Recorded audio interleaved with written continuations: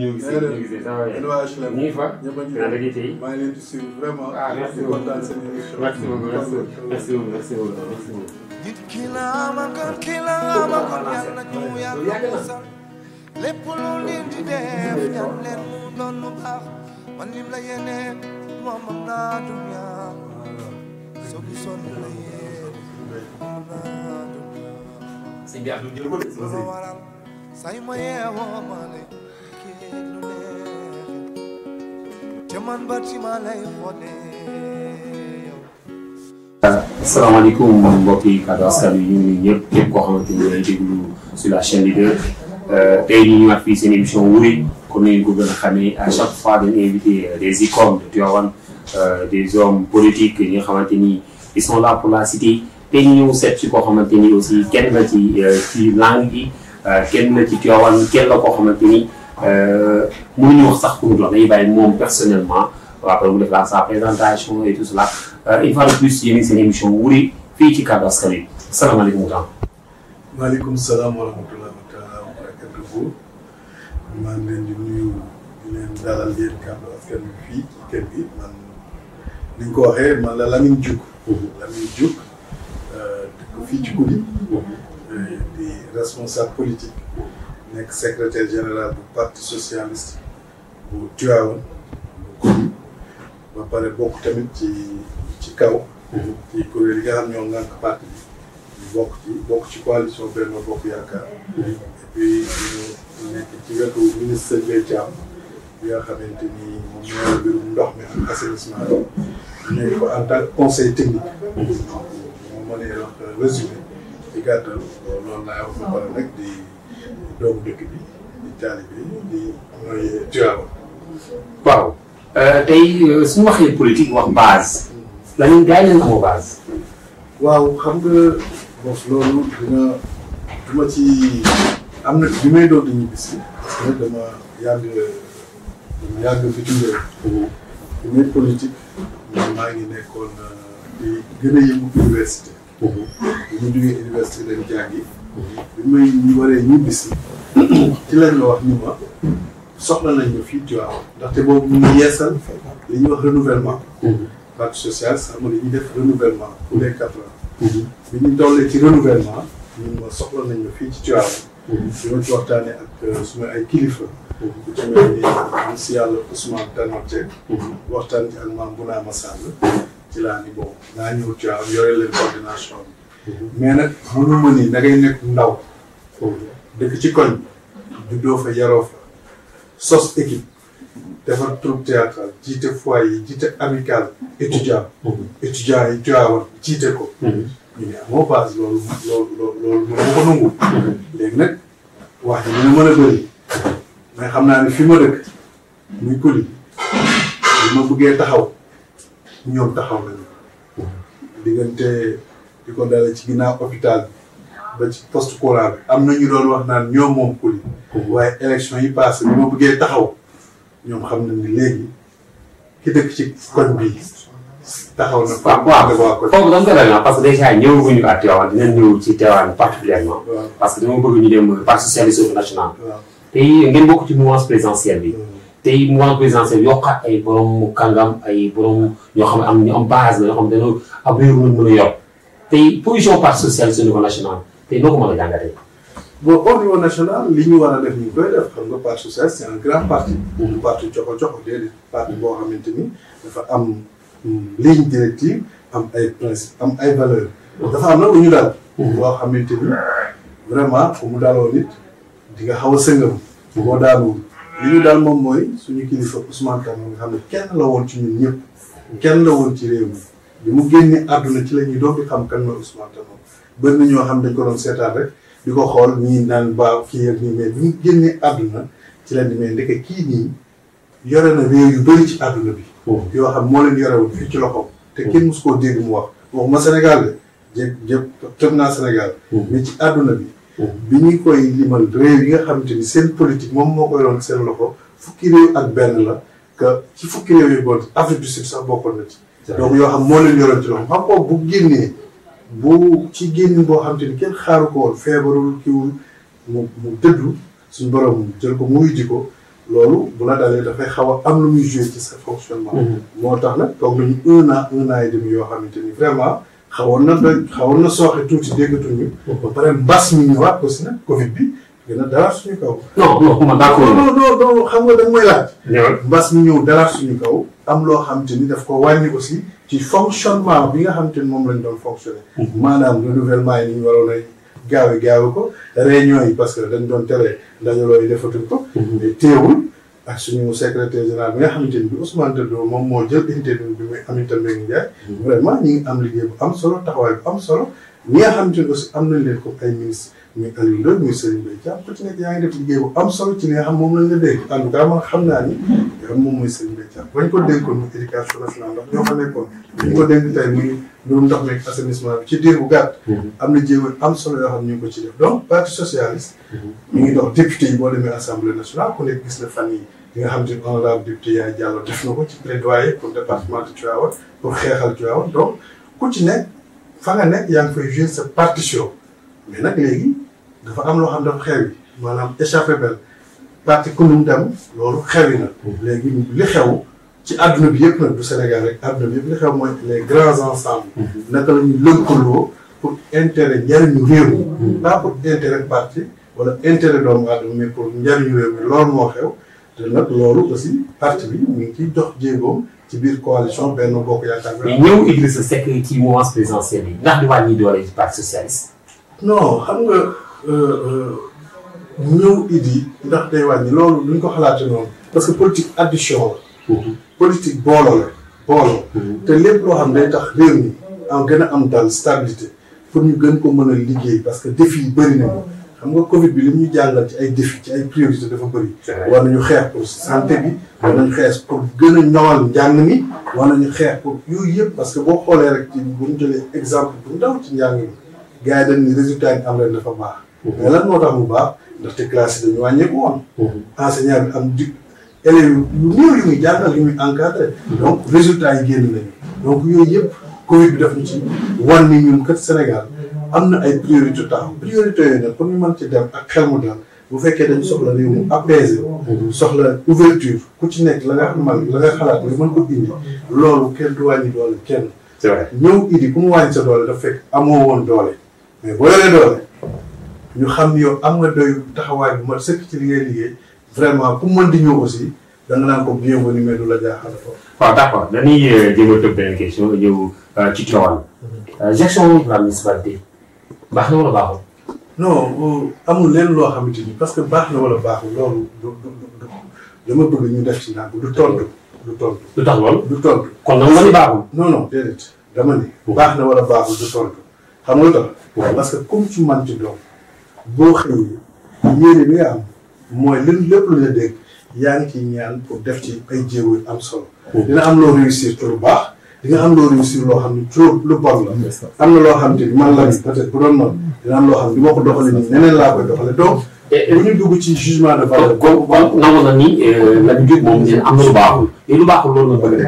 am na lu baax lan moo baaxul. am na lu baax comme am na loo xam te ni sooxe la. kon lan moo sooxe. loolu moom mooy yorinu doomu aadama. la perfection liñ naan mu ñoŋ. mu ñoŋ. amul ci àdduna. ku ñoŋee jiw. mais d'accord am na lu baaxul. am na loo xam te ni sooxe na. waaw loo xamante ni bon bu ñu xoolee. comme lan. non xam nga nag léegi bilan yooyu bëgguñ fa. non ñu ci bilan parce que. ñoom c'est kii jeex na. xam nga seen mandat jeex na. xam nga man. ngay waxal conseil municipal. ngay waxal.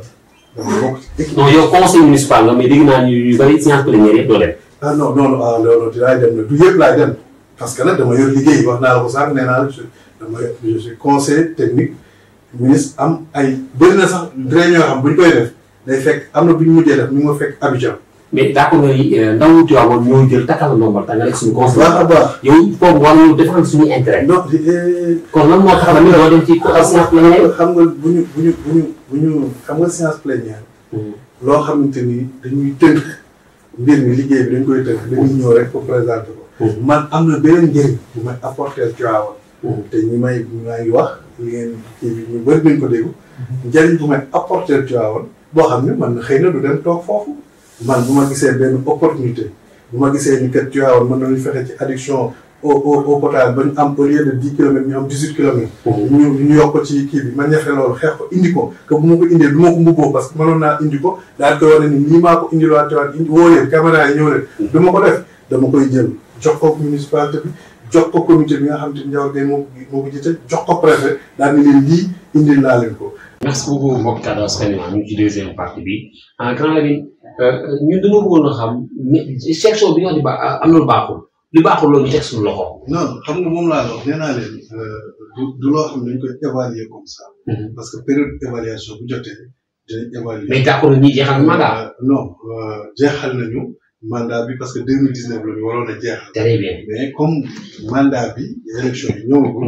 buñ ci yeggee incha allah mën nañ kat lii kat yaakaar naa ni. kon d'accord nii mais li muy def nii baax na kon yow. non encore une fois man yoruma xam nga moom buñ ca yeggee. ki nga xamante ni mën na taxaw ni baax na wala baaxul du kenn ku askanu Tivaouane. non mais li ma la mën a expliquer moom. am na programme yoo xam ci tey Tivaouane mënoon na ci gënoon a teel a jot. ci ban domaine. waxoon naa ko fii ci domaine programme éclairage bi. lampadaire yi xaw nañ ci yéex a jot. non actuellement y a Tivaouane tey jii lampadaire yi bari sàmm nañ ko Tivaouane leer na. leer na nañ. te moom mënoon nañ ko jot il y a 2 ans. mais yooyu xëy na taxawaay boo xamante ni buñ ci gënoon a mobiliser parce que Tivaouane dafa am doole dafa am force moom mooy Tivaouane dëkk bu symbolique la boo ko utiliser parce que bari na ñuy yëngu nag ci Tivaouane li tax ñu koy ñuy yëngu mooy xam ni pour Tivaouane dafa symbolique mën nga cee jaar pour am lu bari. loolu xëy na mais symbolisme Tivaouane boobu. mën na tax programme yu bari parce que boo xoolee li fi état di def. presque boo xoolee yeneen communes yu bari amuñu ko.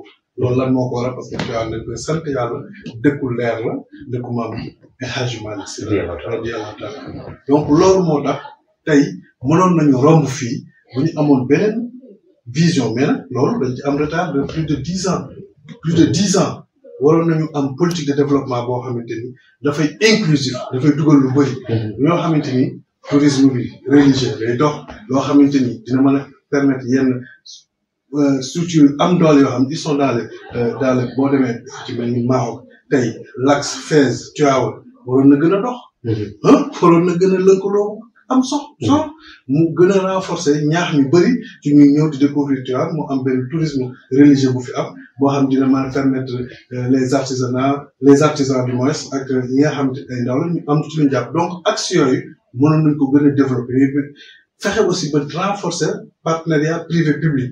toujours dama koy joxe exemple boo demee fu mel ni moo waxoon tey pourquoi ñu ëpp budget Tivaouane boo demee ci Tabia pourquoi ñu ëpp budget Tivaouane parce que am na ay sociétés yu fa implanté wu ci biir li ñuy am lu ñuy jox commune bi donc yooyu vision mooy tax dëkk bi mën a jëm ci kanam parce que mënuñu xaar lépp ci état même bu fekkee nag Tivaouane li fi état def. par rapport ak yeneen communes kon daal da nga bëgg wax ni lii fi nga xamante ni moom la maire bi bàkkoo naan il est content de cela état moo ko def mais pas maire ko def. non benn maire amul nag il faut. compétence voilà benn maire amul maire yi am boog yenn budget yi pour di mën a def yenn réalisation ci Sénégal bëriwul. loo gis état la mais nag relation ak proximité état na yombalal mbir yi parce que xëy na bu doon beneen koo xam ne amul boobu relation ak état xëy na moo gën a sooxe. donc loolu def ci jouer certes mais yenn réalisation yi des réalisations qui frôlent des milliards budgétaires attendu ko c'est l'État c'est le programme d'assainissement bi nga xam ne commencé na ko mais c'est l'État ça fait partie du programme des 10 villes moo xam ne état moom moo koy def mu xawoon am blocage daaw bi ñu fi ñëwee sëriñ bi am lu mu ci ñaanoon ministre bi kon naa fexe ba nga xamante ni duñ fi dellu soit te loolu surtout avant ñu fi dellu soit avant gàmmu daaw fexe nañ ba am ci solution ba nga xamante ni lépp lu esplanade bi dañ koy dugal ci biir programme bi donc état la. c'est vrai état moom mooy def programme ay 3 à 6 milliards loolu état moom mooy def lu maire. ñu ngi waajal ay élections locales même te xamaguñu date officielle bi Lamine Diouf est candidat. non man amul lu jom saw lu jom. non dañoo bëgg a xam Lamine Diouf. non bokk moomeel bi. dafa laaj wala lu laaj bokk moomeel. amul lu ma jombal sama bopp. ndaxte macha allah tàggat nañ suñu bopp formation bi ñu war a am nañ ko li nga xam moom mooy ànd muy compétence ak jikko ak comportement yaakaar nañ ni am nañ ko. amul lu ñu jombal suñu bopp. kon loolu la ñu jug moom bokk moomeel bi te laaj da koy laaj. dañu bokk ci parti ma jiite ko mais jiite ko taxul moom leen. lu mu sa am ci Sénégal rawatina Tivaouane suñu parti dina ci am taxawaay bu am solo bu ñu yeggee ci élection yi mais parti socialiste daf ciy teew am solo. li ci xam ndax parti socialiste moom xam nga jot nga fi mu toll nii parti socialiste am benn leader boo xamante ne Tivaouane mais li la muy jóg laaj bokk moomeel bi. incha allah jot na. incha allah la muy jóg ni nga gis nii ñu waa Tivaouane wala mën a candidat. incha allah bu ñu yeggee ci élection yi parti socialiste Tivaouane dañ ci am taxawaay am solo bu mucc ay. te dina am candidat. te incha allah dina am candidat. te candidat bi yow lay doon. loolu nag yeggaguñ ci. parti socialiste dina am candidat. comme candidat bi yow la. parti socialiste non xam nga encore une fois ñun dafa am nu ñuy doxale ñun duñu parti coxo wala ñoo xamante ni dañ naan teel kii jaar fee déedéet ñun lépp benn lay doon dañuy yëkkateendoo doorandoo. wala sa relation ak Yaya Diallo wala mais beneen maire député bi sa relation moo baaxul. ah non amul benn problème sax. non dégg naa ngeen toog ay yëngu dégg. non safurlaa yi. non tey ngeen dégg Yaya Diallo. Yaya Diallo boo moytu sax ñuy ànd léegi nii dem Dakar. mais Fatou Sène démb bi mu waaj a dem ci affaire bi am esplanade bi waxtaan nañ ci lu yàgg. bu ñu toog jour bu ñu waxtaanul wala bu ñu toog bu ñu toog semaine bu ñu gisante wu. donc loolu ñu instance communale bi nga xamante ni mooy parti socialiste dañuy am problème. amul loolu ku la ko wax que dama lay wax nii man ku ma xam-xam ni lu ma waxoon ko sincèrement gisuma lu ma jaral naa lu ma am loo amul. Yaya démb man Lamine démb ci heure ay côté 2 heures. maa ngi jaar këram am na nu muy dem ñooy ànd léegi nii ci kanam Dakar. Fatou Sène avant muy dem ci réunion bi nga ma wax nii nga xam démb amoon na. avant mu ciy dem waxtaan nañu lu yàgg duñu toog jour duñu waxtaan ñun ñëpp duñu toog une semaine duñu gisante wu di réunion di waxtaan ñun amuñu problème bi nga xamante ne dañ naan kii teel a àndal kii jubóo la kii ñun amuñu problème boobu ñun parti social. d'accord mais est-ce que Tivaouane a son maire idéal. L'idéal n'existe pas. mais à son maire digne de son nom. maire amul fenn mais man jàpp naa ne nag moom maire du dab Moustapha Niasse malgré que man loolu sama conviction la kon Moustapha Niasse benn makkaan la fi tabax. mu épice. gis nga ci bu amoon. ci lan différence entre Moustapha Niasse ak El Hadj Diagne Sy Mbengue. quelle est la différence man Lamine. waaw li ma doon wax noter le meilleur maire bi nga xam moom la Tivaouane am man Moustapha Niasse. parce que c'est un socialiste. non. yàlla ko yàlla yërëm. socialiste la. keneen noonu. Adama Fall yàlla ko yàlla yërëm socialiste la. Moustapha Niasse dafa xamoon lan moom mooy atu Tivaouane. kon kii fi ne xamul atu Tivaouane. non dama ni Moustapha Niasse. waaw non dama bëgg nañu bu leer quoi. wax aussi Moustapha Niasse xam na atu Tivaouane. non mais kii fi ne xamul atu Tivaouane. dama ni man xam nga nag Cheikh bi. donc wax loolu moom bu taw wala loo xam ne waxum naa bu ko. dëgg la Moustapha Niasse. dafa xamoon atu Tivaouane. xam ni Tivaouane am na lu ko yàlla may leer boobu. xam nu mu ko doon jëlee pour outil. mais dégg ngeen dafa suti woon potu yalwaani daf koy salaire. def na fi ay ferme defoon na ferme boo xam te ni yàpp bi biñ doon jaay ci marché bi ci ferme bi la ñu defar ay GIE ay groupement auto xale yi liggéey. amoon ambition boo xam te ni dana ko ni woon kii nit génn woon ci Sciences Po wala ki da naan déedéet mais pourtant génn fa mais volonté engagement ak bëggoon da doon wax Tivaouane moo gën sama pare mos naa ko seeti. mun ma Lamine sama kër gi bi ma koy tabax ñu bëri dañ ma doon tabax Padagal man leen Tivaouane laa ko tabax ndax mooy sama pare. ñu ko boo ko tabaxee Dakar da nga ko luwee mu soxla mu naa ko def Tivaouane ndax sagu Tivaouane moom donc dafa amoon lu ko Tivaouane jaraloon dafa xamoon lan mooy Tivaouane. te man laa wax man maire yëpp nag sumay xarit lañu ku ne xam na suma diggante ak Diagne Sy Mbengue ku ne xam na ko sincèrement ku ne xam na suma diggante ak El Hadj Malick Diop Adama Fall Doudou Béykat Fall ku ne xam ne xarit la woon ak sama wéy bu góor ma xajul mais dama ni bu ma doon wax maire du Tivaouane may joxe palme Moustapha Niasse laa koy. d'accord Tivaouane ville religieuse Tivaouane ville industrielle tey Tivaouane abrite des grandes industries du Sénégal te taux de chômage bi bari na lool. La même question on se par rapport à ça. pour man du yoon. tey jii su nekkoon ci kaw bopp bi. xam nga dama am suma benn xarit. xam naa mais suma xarit la Barthélémy Dias. suma xarit la. waaw mu nekk maire ñu bokkoon parti mu génn ci parti bi dem nekk ci kuréel boobu ñuy wax Taxawu Sénégal mais tey suma xarit la parce que loolu mooy aussi amitié parce que bokkuñu gis-gis rek duñ ay noonu la ñu déedéet.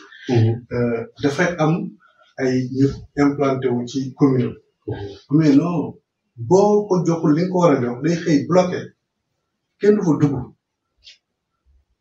parce que fu la moo jaay Dakar. c'est vrai mënoon yow da nga may jàqal sama environnement bi yëpp mais pare di liggéey ay milliards ba pare milliards du ma ci gis dara au nom de quoi. mais dama naan train bi dootu fi jaar. dootu fi jaar. tu vois moom mooy gënal lépp naa xuloo ministre beeg ñëpp mais tu vois moom mooy gënal ministre environnement wax ma ko train bii jaar fi day yàq day polluer sama dëkk du fi jaar te jox ñu ma temps nañ génne ci seen. RSE ñi liggéeyuñu. nañ génne seen RSE temps nañ xool protocole bi nañ xool convention yi nañ xool ñaata jeunes lañ ci mën a recruter pas mu nekk commune Tivaouane mais mu nekk au service du département de Tivaouane. xam nañu ñun boo ko defee dañ ñoom ñoo soxla seen train jaar fi. c'est vrai mais boo ko defee ñoom dinañ xool ni ñu toogee négociation. boo ko defee dinañ xool naka la ñuy xoolee pour am lu ñu génne seen RSE lu am doole dugal suñu gafaka. parce que daw Tivaouane kenn liggéeyuñu. les ICS sont là les ICS sont là. vraiment la dama ne du yoon. ça je l'ai toujours dit ma position la bu ma gëm man moom laa gëm nag. après bu fekkee am na keneen ku gëm leneen wala nga mën ma expliquer par A plus B parce que je ne suis pas idiot. je pense bu ñu mën a expliquer par A plus B que mënta ne bu boobaa dinaa comprendre mais mënu ma comprendre une société qui fait des milliards de bénéfices.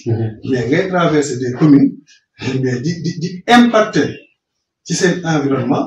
di impacter sur seen ci domaine yu bëri yoo xam ne yu am solo la nga ci impacter ba pare nga ni doo ci jël ci sa bénéfice benn kii bu am solo ba waxuma nag dem ñu may la 2,5 millions léegi-léegi ma dégg ñu ni may nañu non waxuma loolu. dama ni nañu xool nu ñu ciy jëlee xale yi. c'est possible nañu xool nu ñu ciy jëlee xale yi mais xale yi aussi nañ ko ci compétence. kon tey jii Lamine Diouf c'est l'ambassadeur des jeunes. j'ai été toujours l'ambassadeur des jeunes. loolu ñu may àndal mais nag jeunes yu lëkkaloo ci métier. parce que amuma di métier ba pare man damay xëy di taxawaalu jànguma métier am ma dara kooku man mën ma ko défendre. mais nga xamante ni dem na jàngi am formation bi nga xamante ni moom la ñu war a soxla ci telle usine. dëkk Tivaouane pour man à compétence égale kat dañu war a def choix local moom la ñu war a jël bu fekkee dañu am subvention bu ñu war a joxe. am na association yu fi nekk des jeunes tailleurs wala ñoo xam yan association la li tax muy tudd jeunes tailleurs parce que ñoom laa gën a miin. mais am na yeneen association yu fi nekk ñu ni kat ñii soxla nañu ci seen doxalin soxla nañu subvention 10 millions wala 100 millions wala 20 millions mais ñoom mën nañu chaque année ñu dañ xool ñu accompagner les jeunes. ñu jox leen 20 millions ñoom ñu arrêté ci projet jëm cee liggéey mais loolu noonu ngay impacter. noonu ngay dugalee développement ci commune bi. mais yow jël say milliards. dugg say oto jël train bi dugal ci milliards dem commune bi du ci bénéficié wu commune nga am ñoo la gën a jige mënatuñoo sax bay mais loolu nag du yoon man mooy sama position. d'accord ñu jëm ci commune parce que actuellement l'actualité c'est l'actualité de la décentralisation di nga xam commune yu bari seen doole wàññeeku na Lamine loolu loo ci jàngat ci actuel bi. actuel bi dafa doon loo xam dafa am solo. ci vision. ci vision parce que jox autonomie commune yi dafa am solo. mais commune bari na ngooñ amuñ doole. léegi nag doole ji nag commune bi moo war a xool nu mu koy liggéeyee moom laa doon wax sànq moom laa doon wax ni la tey boo gisee commune bu mel ni Taïba Ndiaye bu la ni moo ëpp budget wala commune bu mel ni Morolan ñu la moo ëpp budget tu vois da nga naan fu mu jaar fu Morolan jaar mais. parce que ay usines ñooy implanté wu foofu mais comme commune mel ni ay Ngagne Diouf ay Koul. ka fa nekk moo war a fexe ba xool naka la Koul parce que Koul mën nañu xool nu fay defee benn société agro business bu am solo ñu xool dem xool yi les partenaires def convention PPP. kon 3 yi yow d'accord nga ci acte 3 bi. ah mais bien sûr mais acte 3 dafa doon loo xamante ni ci mbirum décentralisation buñ ko comprendre parce que malheureusement comprendre bu ñu comprendre accompagner ko parce que nag boo joxee nit ki plus de compétences da nga koy accompagner ci plus de moyens mais aussi commune bi war na xool moom ci yan stratégie parce que ça c'est vraiment ay mbir la yoo xamante ni mais boo ko mënul nag mënoo ko ay mbir la ay pexe la yoo xamante ni da ngay xool l'offre au niveau international nag nga ci dem capter indi sa réew. mais actuellement suñu duggoon ay pôle économique comme ça ñu boole ay 3 communes def ko benn commune ñu may jël Tivaouane en Koul Ngagne Diouf exemple def ko benn est-ce que loolu gën na am ko ëpp doole. mais 18 communes. te 18 communes dafa ko 5 communes. loolu moom mooy jeexitalu acte 3 bi loolu mi ngi ci biir acte 3. parce que bu ñu nee communalisation globale mais après dañ ni nañ génne des pôles des pôles. pôles yi moom mooy man tu vois woon pire. ak nga xool am na loo xam mën nañ ko ànd bokk def ko. parce que man tu vois rek mënu ko def ñu xool li nga xam mën nañ ànd bokk ko ñu togg ko dem xooli benn partenaire boo xam mën nañ ci jàppale mu ñëw ñu xool naka la ñuy tabaxee benn mbir moo xam te ni ñetti commune yëpp dañ ciy gis seen bopp ñu daal ciy liggéey xaalis jëriñ ci xaalis boobu ci la ñuy liggéey suñu ay jëlee supporté ay charges yi nga xam mooy tax commune yi mën a jëm ci kanam mais commune bu ko deful toog di foog di xaar fonds de concours fonds de dotation taxul benn commune mën a réaliser dara il faut commune yi am beneen stratégie développer des partenariats privés publics indi des consortiums des grosses sociétés des firmes internationales yoo xamante ni Sénégal intéressé na leen nga mën a xam mais nag loolu boo ko bëggee li may wax rek ci attirer attention boo bëggee sol yére bu rafet da ngay dem ci tailleur bi c'est vrai boo bëggee sol yére bu rafet da ngay dem ci tailleur bi merci beaucoup mais boo bëggee sol yére bu rafet dem ci menuisier ba doo sol yére bu cekkee ëllëg lu la daal yaa teg sa bopp dama ni ku ci nekk da nga xam ne lii yaa ko mën waa Tivaouane xool li nga xam te ni ñi am nañu ay doom il faut la place qu'il faut ñu xam ni kii buñ ko fi tegee Tivaouane dina mën a jëm ci kanam ñu teg ko fi loolu dafa am solo Tivaouane yi ne digg boo gisee nee na Dianthi c'est pas l'homme qu'il faut non ñu indi déggoo ba tey mu tudd Dianthi kon maa bul doxale noonu noonu ak man du jàll dama c'est vrai waa Tivaouane ñu ngi jëm ci élection am solo bu leen fëkk yóbbu dëgg la nañu fexe parce que dañ may wax man dañ may attaqué pourquoi Tivaouane amul ministre dañ ci attaqué man leen mais parce que ministre ay compétence la mais aussi ministre dañuy fekk un jeune cadre wala un cadre mu am force ñëpp ànd yéene ko buñ ko yéenee rek dana am mais bu fekkee yow da nga am un cadre nga ni du dem mais keneen du dem bu fekkee da nga am koo xamante ni yaakaar ne kii il a tout pour être wax sax ministre Tivaouane am na fi ñoo xam sax ñu ngi fi sont des présidents ñoo xam mën nañu sol yëre président et je ne le dis pas pour quoi que ce soit mais il y a des jeunes des administrateurs talentueux des jeunes cadres compétents intellectuels talentueux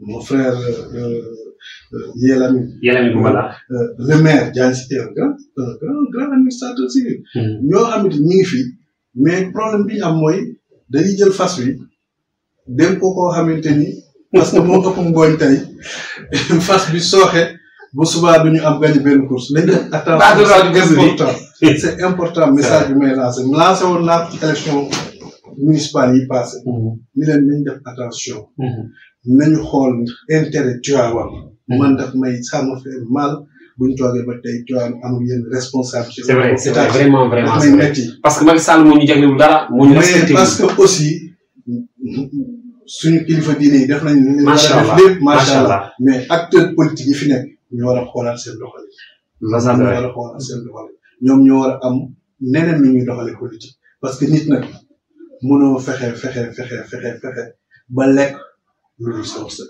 dëgg la ndombal tànk bi suñu borom ni yow yaa ko moom allah kulli xaal dina dal sa bopp boo gisee man bu ma nekkee ci suuf actuellement c'est le président Macky Sall mooy ñëw suñu président dama koy ñaanal ndam ndax ndamam mooy ndam Sénégal actuellement Dianthi Mbengue mooy maire Tivaouane dama koy ñaanal ndam ba mandaam jeex ndamam mooy ndamu Tivaouane bu mandaam jeexee boobaa ñu toog xool naka la ñuy def perspective bi bu soxla teg samp sa dëgg mais parce que bokkuma ci rek dara baaxul mënul xamul lépp bon loolu man du sama façon de. macha allah waaw Grand Lamine tey ñu dem ci dans le domaine de l'esport tey Renaissance Handball Club nekk benn club boo xamante ni vraiment muy def ay résultats yu baax au niveau national tey ñu lance benn cri de cœur tey ndax répondre nga à cet appel.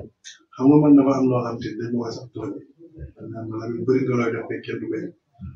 mais grand xam nga laa koon kii di politique wax visibilité. waaw non xam nga ku xam Renaissance Handball Club dama lay laaj rek fan la ñuy regrouper bu ñu demee football di Dakar. maison du parti. jeex na tàkk. waaw maison du parti socialiste. saa yu demee Dakar. foo lay fa la ñuy daal. c'est vrai. loolu dama xam ne ñun dañu mënul rek tëgg sabar wax te du Ndiaye dina dégg li may wax li ñu ci wax ci sama participation. ak Seydou Diagne Seydou le président vraiment ñu ngi koy félicité bu baax a baax. mu doon ñoo xamante ni damay waxtaan ak ñoom dama leen di encourager mais franchement terrain bi bañ ko war a defar dafa yàgg te du terrain boobu rek terrain renaissance ak bu seen avocat bañ ko gars yi defar ci jàpp terrain bi booy di basket fii ci école rafetul ci autorité jàpp loolu moom vraiment buñ ko defee jeunesse ci loolu lañ ko def buñ ci mën dinañ ko ci def incha allah merci mbokki Kaddu Askan Wi jeexatal bi comme ni ngeen ko xamee rek tey ñu dalal lool Lamine Diouf fii ci Wuré Lamine luy sa xalaat ci Kaddu Askan Wi sa dernier mot ak émission Wuré waaw bon vraiment xam nga lii dafa Wuré rek dafa am solo xam nga Wuré bi ko maam yi di def defuñu ko woon pour forek dañ ci jublu woon jàngale joxe ay message boo defee def bi benn bi nga am loo ci teg comme message loolu moom mooy concept Wuré donc bu ngeen jëlee seen émission yéen tudde ko Wuré c'est parce que dina am jongante di gis naa léeg-léeg nga xaw ma ba wax ci kàddu yoo xamante ni mais da nga bëgg bu ci nekk rek message génn ci ndaxte wax bi ëpp solo mooy wax bi ñuy tànn moom la Ndiaga Mbaye daan wax yàlla ko yàlla yërëm doon wax dafa am waxtaaj am waxtaan ñun nag nañu bi ñuy jël ñun na nekk waxtaan parce que waxtaan amul njëriñ dañu ci tànn li am solo maa ngi leen encouragé ci li ngeen di def lii nii fierté la parce que ku ci nekk yaa ngi métier ku ci nekk yaa ngi sa métier am na ñoo xam ne sax ci biir émission bi ñi ngi defaale seen liggéey comprendre nga donc ku ci nekk yaa ngi seen métier mais teewul nga ni mën naa indi sama touche ci information yi ni muy gën a yaatoo parce que am na ñoo xam ne xëy na xam ñu kan mooy Lamine Diouf nga ni man dinaa fexe ba génne ba ñooñu xam kan mooy Lamine Diouf am na ñoo xam ne xamuñu kan mooy Massamba nga ni man dinaa fexe ba kooku ñu xam Massamba am na ñoo xamante ni am ñu xamuñu kuy Ablaye Ndiaye sant yaa donc di nga fexe donc yooyu yéen a ko mën a def donc dañ leen ci encouragé di leen ci félicité lu mu ci mën aussi ñu nit ci suñ accompagner ci appui incha allah dina ko def en tout cas Wuré ca kaw ca kanam merci beaucoup kaddu mbokk Kaddu Askan Wi mbokk internet leen gën a xamee tey ñu woon fii kër Lamine Diouf ñuy leen di jox daje ci beneen émission ak ci beneen kàngaam asalaamualeykum wa rahmatulahu taala